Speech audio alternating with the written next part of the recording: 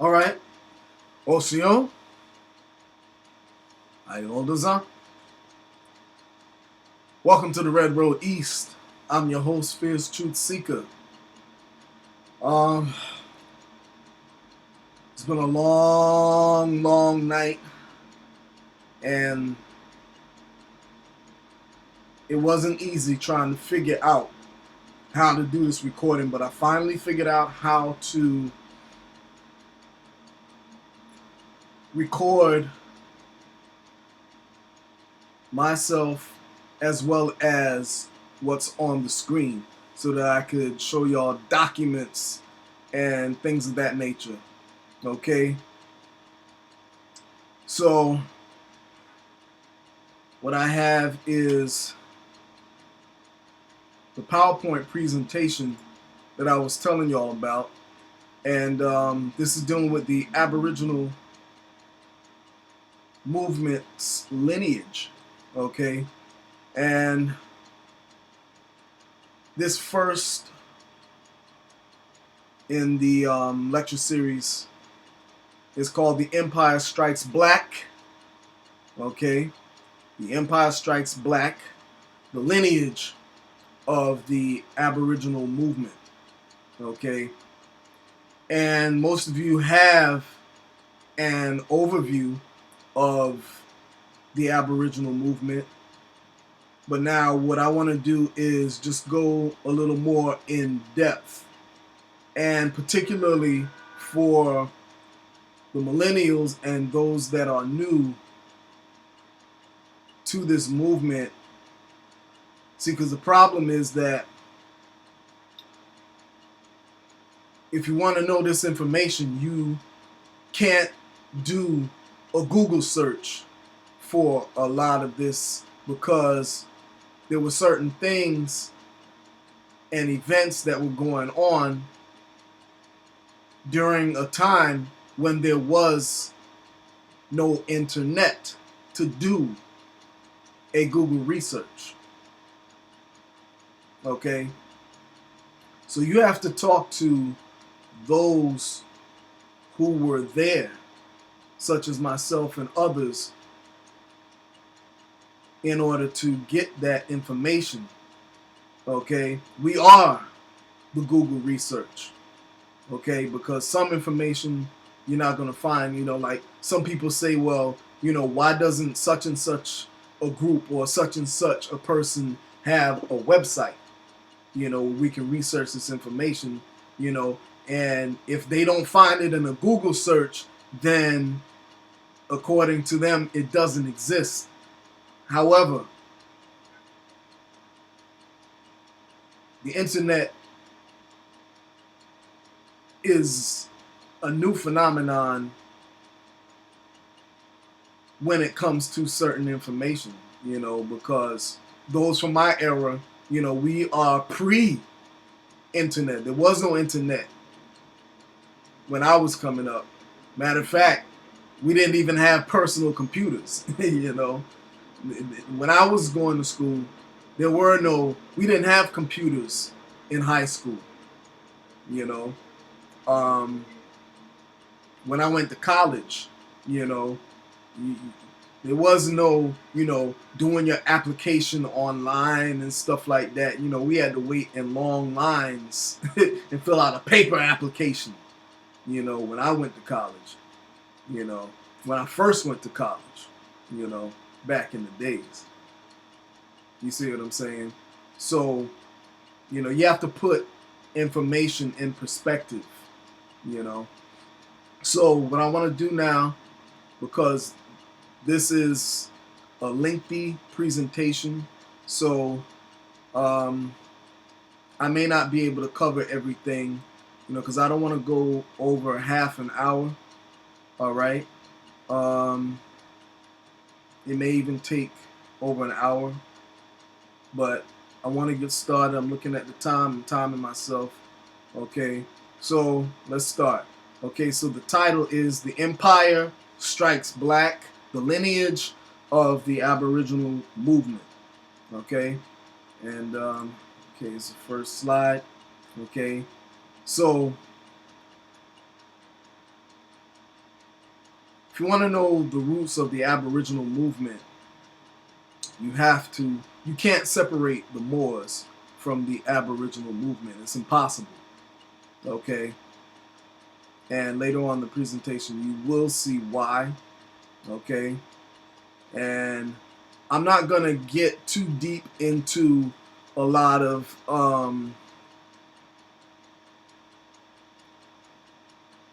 irrelevant matter to the topic. You know, I want to stay focused on what the agenda is and what's to be covered in this part of the series. Okay? So we want to go over the lineage. Okay? So we're going to stay focused with that. Move this over a little bit here.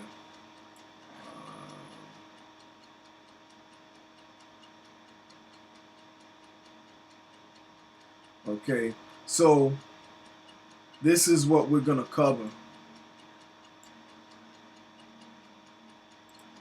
Okay, so the main points: the lineage overview, black nationalism, and the 1980s to 90s hip-hop influence. 3, the genealogy problem. 4, black Indians. 5, the Moorish paradigm. 6, the term Moor. 7, Moors and Moors. 8, the narrative shift. And 9, the Aboriginal movement. Okay? And I want to dedicate this presentation to my late Uncle Butch, who just passed away a couple of months ago. And he was one of the elders in my family. Besides my grandma Hilda, you know, she was the chief elder who gave me the foundation of our lineage that I built upon, okay? And I built upon the foundation that she laid. And so my Uncle Butch, her son, okay, he gave me a lot of leads and heads up for different relatives and people to contact, you know, people who had information about the family and things like that. My Uncle Butch, my father and them, they called him the Wild Indian, you know, and me and him will always talk about the Aboriginal lineage of the family, you know, all the time. So I'd like to thank him for his contribution to my knowledge of the family. Okay, and let's see here.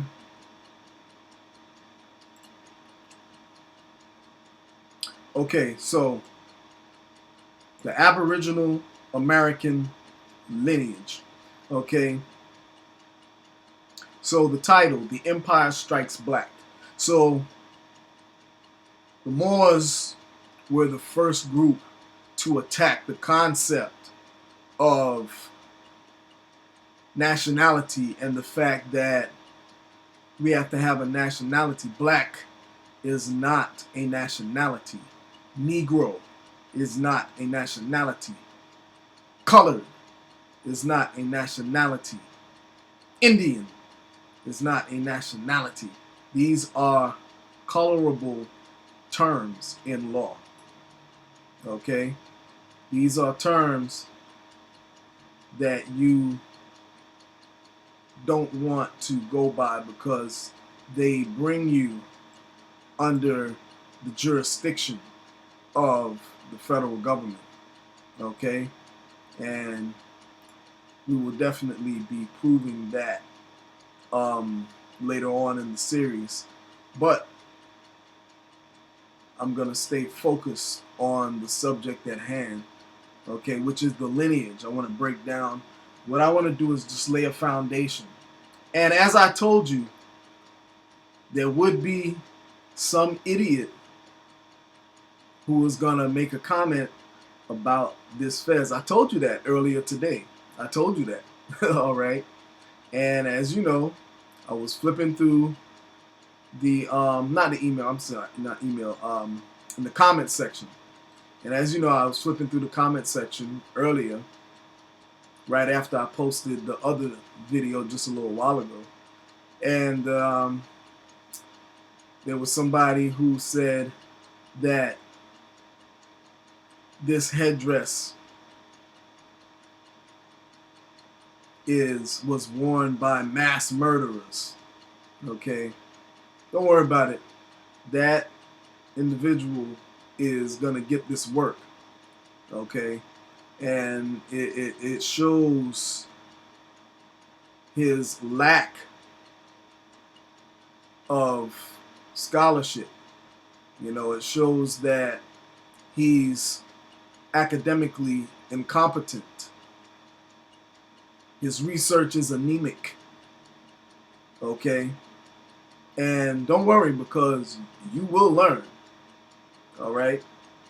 And I have the documentation to prove that what you're saying is only partially true.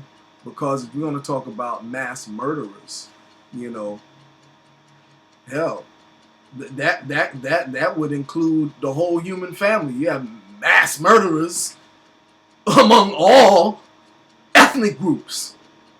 How stupid of a statement. Okay? But anyway, I'm going to stay focused on the topic, all right, of the lineage. Anyway, so in order to understand the Aboriginal American movement, one must first learn the history of the Moors, M-U-U-R-S, and Moors, M-O-O-R-S, of America. And the Aboriginal movement is not new. Okay? This didn't just start 5 years ago. No offense to anybody who's making videos who they reference as being their leader. You know, I'm not talking about anyone in particular. And my rage and wrath is more so about the idiots in the comment section who follow people blindly without doing their own due diligence. Okay? And come on my page. Someone who was there on the scene. Okay? When there was no such thing as the new Aboriginal movement. Because what you have today is the new Aboriginal movement. Okay? Because there is no Aboriginal movement outside of the Moors. Okay? Because during the time when this information was coming to the forefront, okay, it's not that the information did not exist. It's that when the information started surfacing and becoming researched outside of oral history, there was no new Aboriginal movement. It was only Eels and Bays, okay, that was bringing this information. Okay? Anyway, that's later on in this presentation.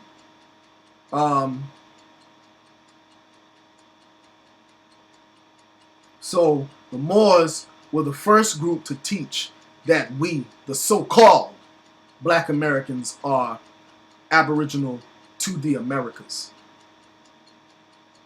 The Moors were the first to strike black, as I said earlier. Now, there's always been individuals who knew that we were from this land. But the Moors were the first group to teach this. Okay? Sheikh Sharif Abdul Ali, aka Noble Drew Ali, 1886 to 1929. This brother, words can't even describe the debt that we owe to this brother and what he brought. There's a lot of misinformation coming from people who don't know what they're talking about.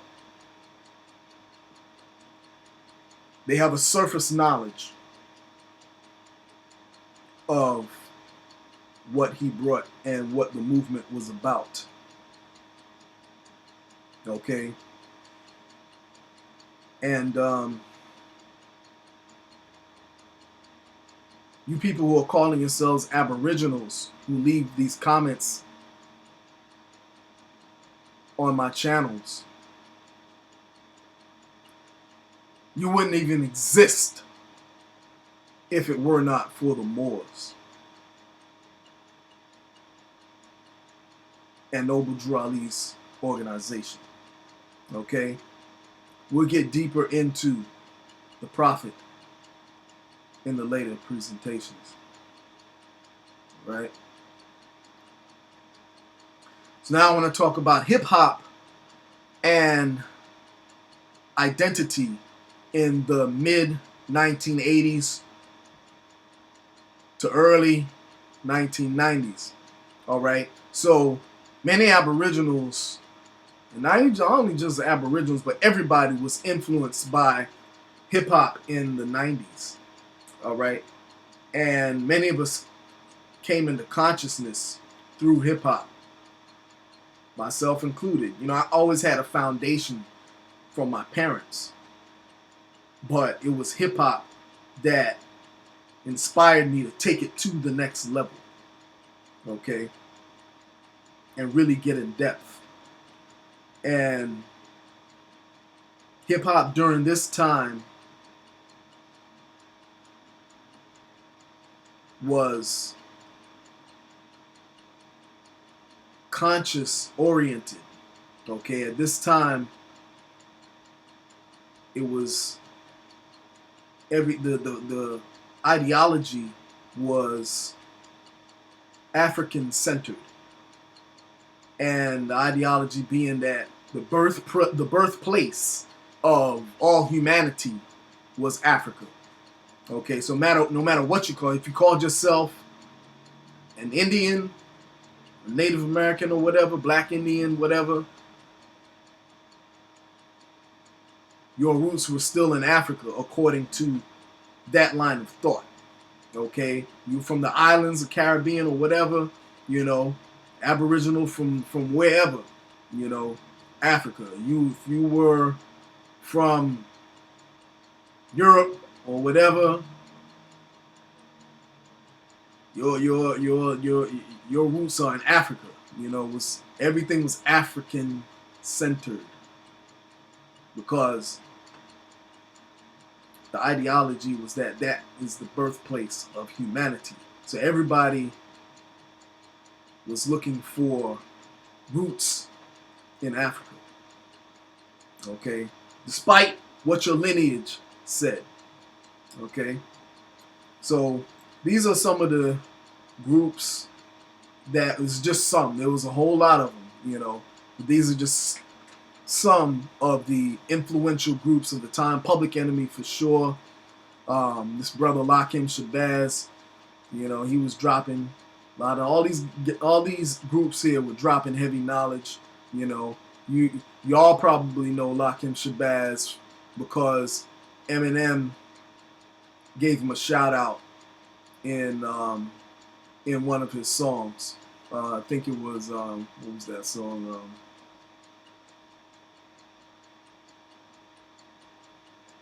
The GOAT, I think it was called. But yeah, he gave him praise. You know, mentioned different groups and artists. Rakim for sure, man. Rakim, just listen to Rakim, man. He just you just wanted to be Muslim after listening to Rakim, man. I mean, Rakim, he was just he was the God MC, man. You know, crazy bars, you know, double and triple entendres. You know, some of them, you know, people are not catching on to until, you know, 20 and 30 years later.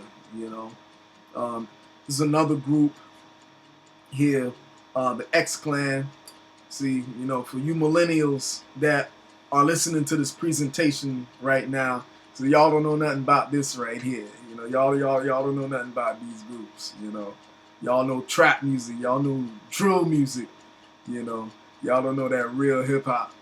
You know, and what it's really about. You know, y'all don't know nothing about that. Okay, the X Clan. You know, Black Watch movement. You know, this was a very influential group, you know. KRS-One, you know, y'all know KRS-One, you know. Um, some of you, maybe some of you who don't, you know. But yeah, the X Clan, this sister right here, she was one of the female artists in the group, okay. Um, yeah, she had a very powerful delivery. You know, she was definitely a force to be reckoned with, and beautiful sister. I mean, shoot, I had a serious crush on this sister back in the days, man. I mean, when the Great Spirit created her, man, he or she just outdid itself. Anyway, let me focus. But yeah, the X Clan, man, they were definitely a powerful group, you know. And what's interesting is that this brother here, Professor X, he was the head of that movement, and their whole thing was, you know, pro-Africa and stuff. And I happened to have met Professor X before, like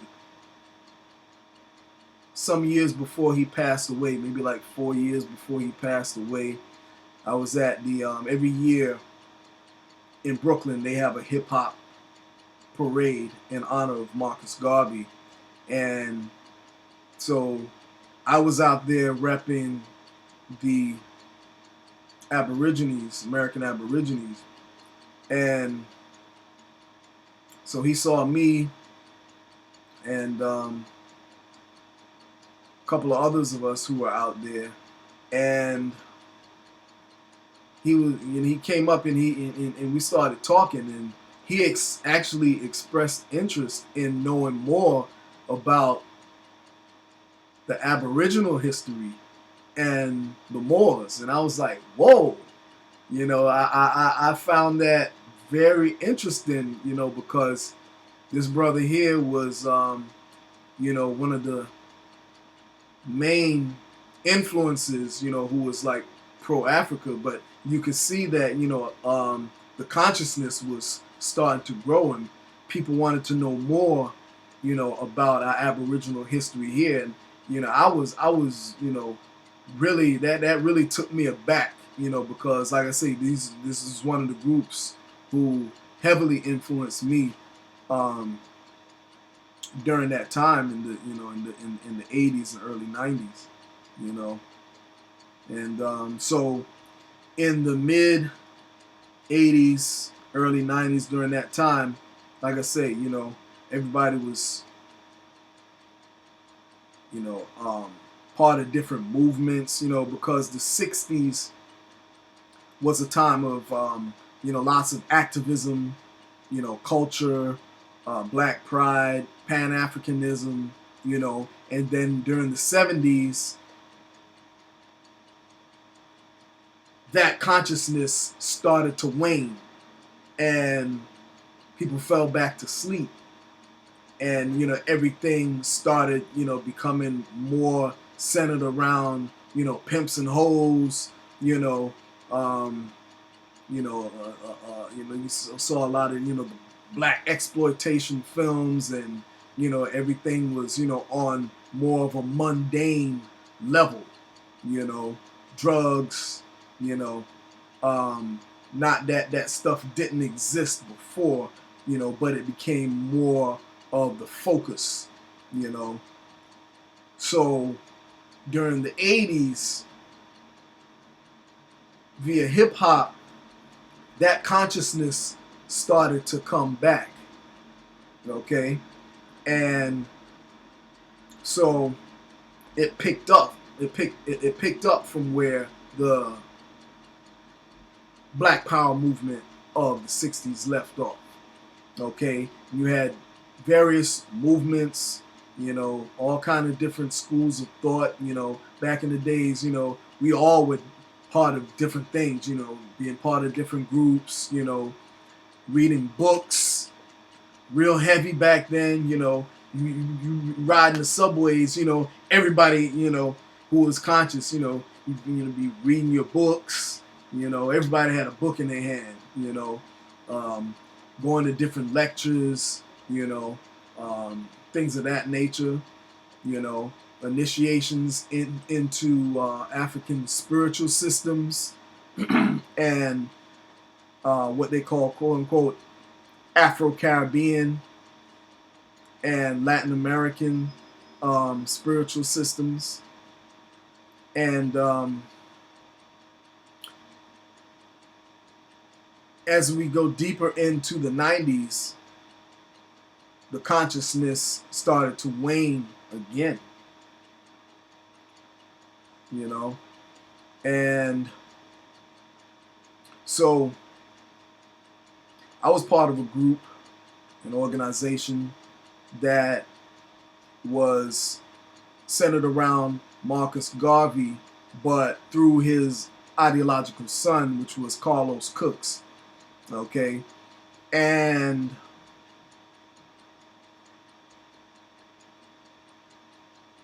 see, a lot of these groups back then, these groups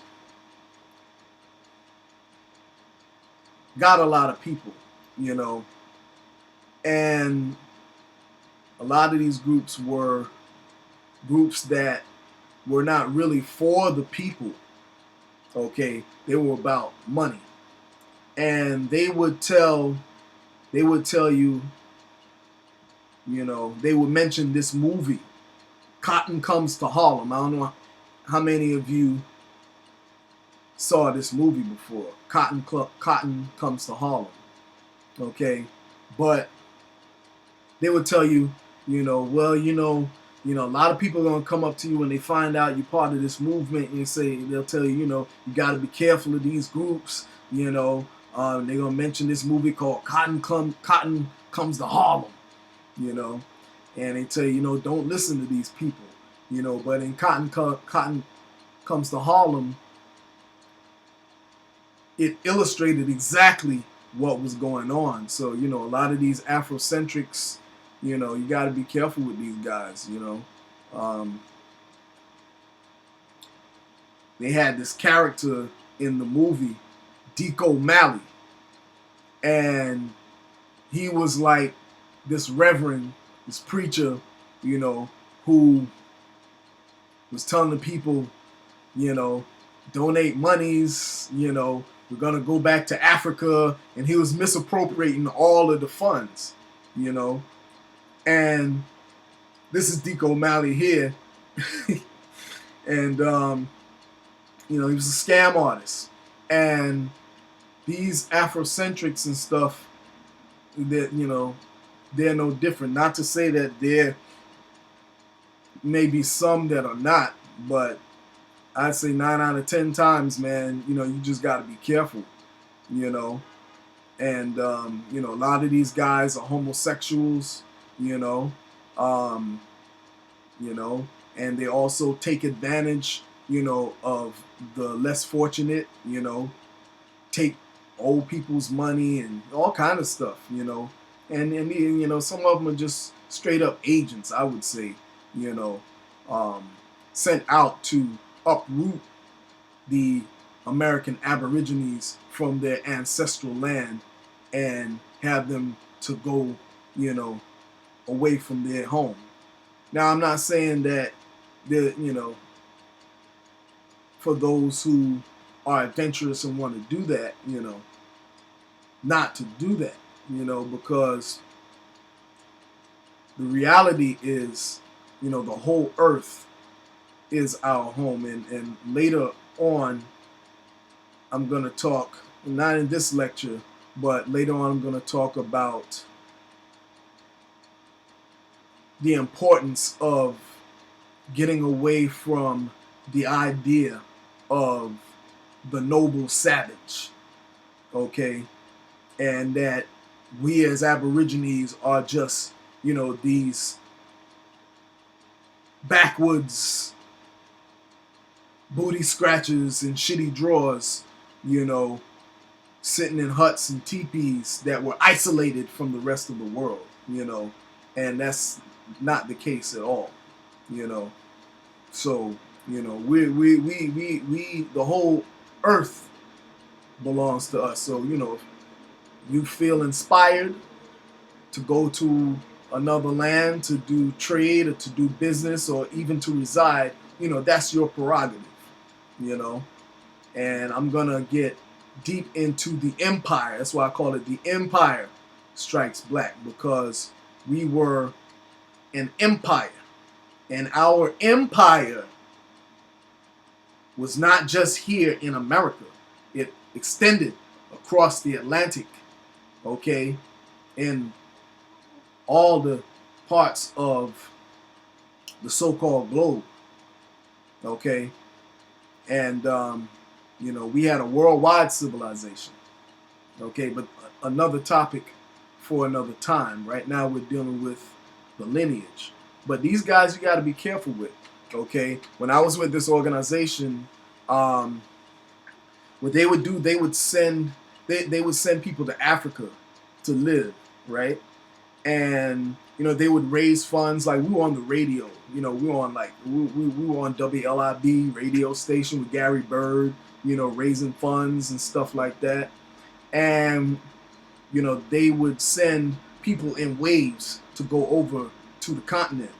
And so they sent a group ahead of us. Like, when I say us, it was me, and I brought one of my friends from high school that I went to high school with, and I brought him in the organization.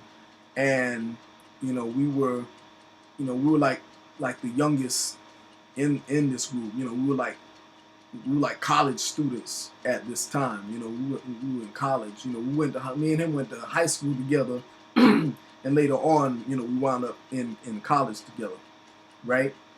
And so, we were raising funds, selling books. Every Friday, we would partner. We had a partnership with the late Alambe Brath, and we'd be at the Harriet Tubman School, and we would do lectures every Friday, and we would sell our literature, speak, and things of that nature, okay? And so what they would do is, when anyone would find out about their corruption, they would do a character assassination. So the group of ladies that went ahead of us, they told us that they lost their mind and they went crazy and they just started misappropriating the funds and this, that, and the other, And so, every time we would see them, we would look kind of cross-eyed at them, because we're like, these are misfits, And they would always tell you, hey, at any time, a Negro could lose his mind and, just betray the organization, So we went over there, me and the other brother, and the leader of the organization, Robert Harris, and this other guy named Hamed. We went over there, we had established a base. And so what they did was, Um, see, we didn't, a lot of things we didn't even know until we went over there. And, come to find out, these guys here, these guys were homosexuals, okay?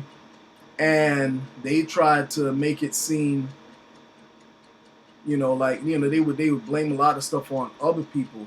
But when we went over there, we found these guys sleeping in the bed together, um, you know, and they would take advantage of the locals. We had a personal driver, and we found out that, because over there, those guys, a lot of them are so hard up for cash, they'll do anything for money. And so we found out that,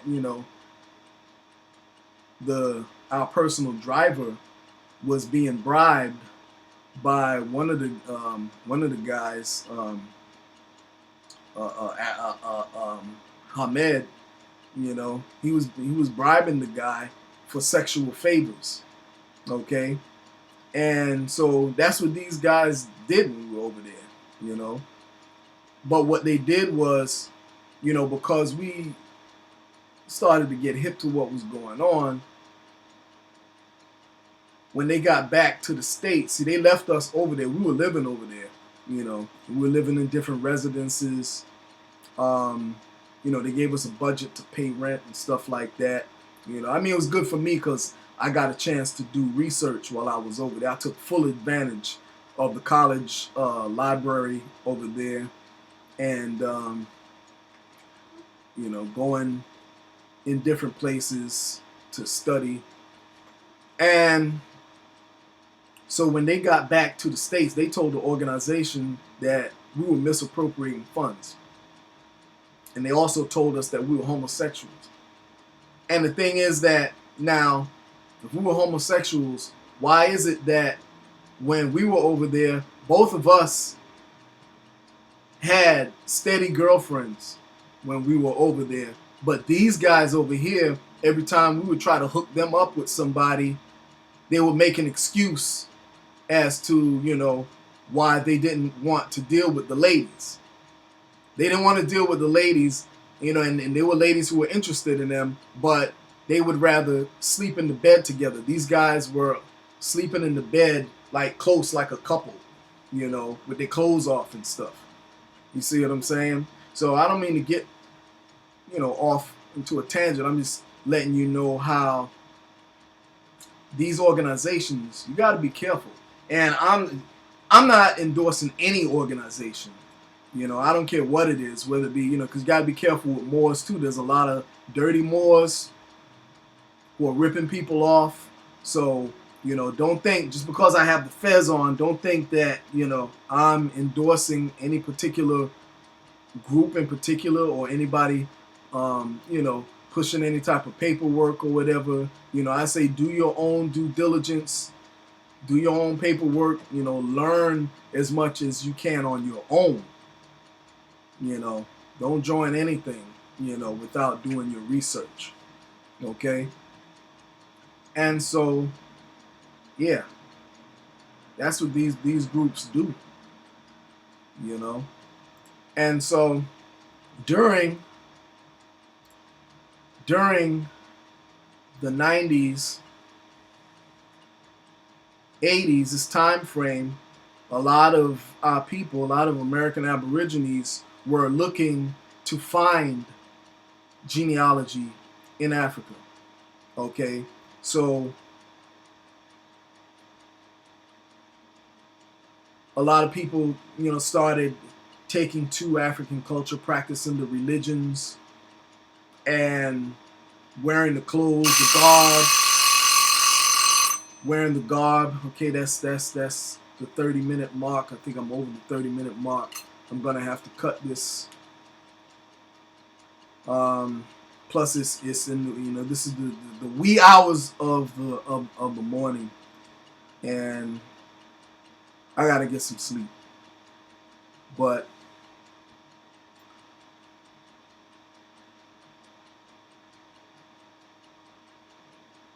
the problem with this is that a lot of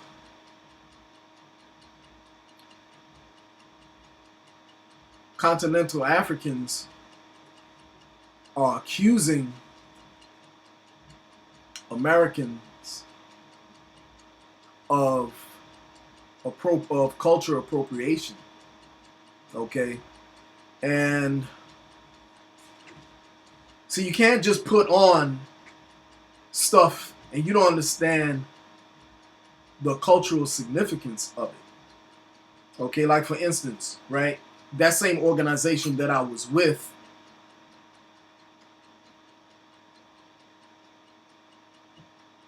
you had one lady in particular. She went over to the continent and she was wearing all kind of African stuff, you know, with the bones and, you know, all that stuff, and it offended people over there, and she actually got stoned by the locals, you know, and it was because the stuff that she was wearing was offensive. So, you know, you can't just be putting on these things. And I know, you know, a lot of people, you know, you gotta learn the culture. You know, it's just the same thing in the Aboriginal movement of today. You know, y'all don't know the culture. You know, you can't just be putting on stuff and wearing war bonnets and stuff, and you don't know what the feathers mean. You know, you don't know what your tribe is. You don't even know if that is culturally appropriate for the particular tribe that you belong to. Okay? So that's what happens. And also, we're talking about the genealogy problem. A lot of people were running into roadblocks with genealogy. Like myself, I ran into a roadblock when I tried to trace to Africa. I talked to a couple of family members who were telling me that there was an ancestor that came from the continent. And when I went over to the continent, you know, different family members tell you different things. And a lot of times, these things are just fabrications because people want to attach themselves to a place. Like they say that we who call ourselves American Aborigines, American mound builders, they say that we have this Aboriginal ancestry because our ancestors were ashamed who they were, and they latched on to the Indian thing because of an inferiority complex and not wanting to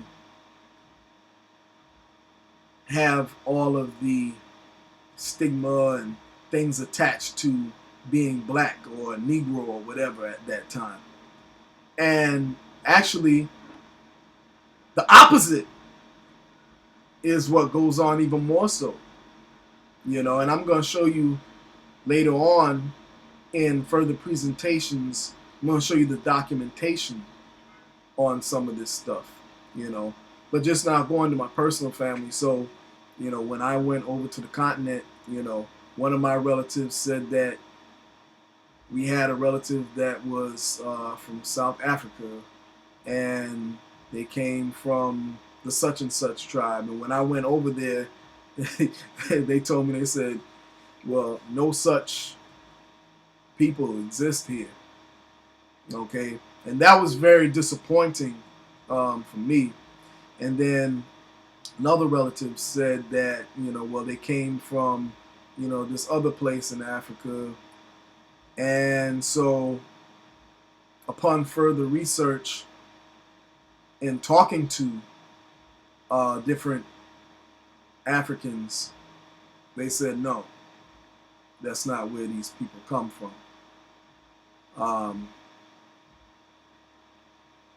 And so years later, when I asked this particular relative who gave me that information, or one of them who gave me that information, and I asked for the actual, I said, I need some documentation, I need some genealogy. And they informed me that that would be impossible to do. Okay, so the furthest we were able to get with that ancestor was no further than here in America, you know. For that side of my family, with Latin America, okay, um, South America. All right, so let me say, you can't go by hearsay. For me, I'm not one of those who have an anti-African sentiment, okay, because Africa has a rich history that nobody should be ashamed of. You know how much greatness comes out of Africa, okay? My only thing is that I can't go by hearsay. Show me the genealogy, okay? And hey, I'll gladly, I'll gladly be like, yo, you know. So, all right, I'm gonna have to cut it and get some sleep and come back and continue. All right, I really want to go on. I really want to go forward, and get with, because I'm not even halfway through yet. Okay, yeah, okay. I'm gonna stop it here and pick up later. Okay, but to leave off with the genealogy problem. Okay, these are two resources that I use to put together my family tree. My grandmother Hilda, um, I presented her with the family tree, that I got from this book, Black Genealogy by Charles Bloxton. Okay, and yeah, I'm gonna get into that later. Okay, I'm gonna cut it here, and we'll come back. Okay, until the next time, until later. Do da da, go home, eat.